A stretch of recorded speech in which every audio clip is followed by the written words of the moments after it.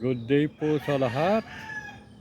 Today I'm proud to show you ang flower ng gumamela. So tayo po ay amateur gardener. So minsan-minsan lang success. But today, first flower ng aking tanim na gumamela ay ayan po. Nagtagumpay din. Paminsan-minsan. So maganda ang kanyang resulta. Yan po ay mga 6 months na.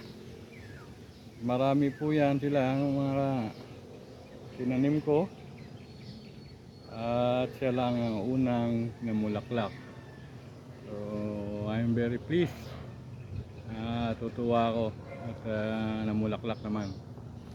So ang team po ng ating garden ay minimalist, minimal effort at minimal expenses. So the condition of the plant is not really good. Minsan-minsan lang natin asikaso. So yan. At siya ay sa paligid nitong aking miracle tree na rambutan. Miracle tree dahil 10 taon na hindi pa bumubunga eh. Milagro lang pag bumunga. At ang puno niya ay tinambakan ko at nilagyan ng kung ano parang mani na plant sa cover. Yan o. Yan. So may cover siya. So summer na ngayon, hindi na masyadong umuulan. So pala ang dilig natin dapat. Busy po tayo sa dot-dot. Yun yung aking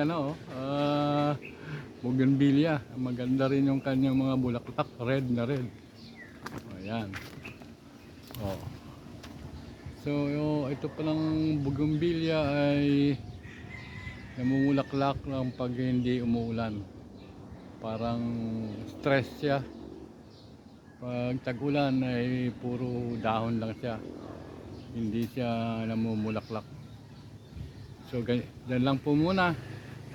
At i-update lang natin kung ano ang kaganapan pa dito sa aking garden. Thank you for watching and have a nice day sa lahat.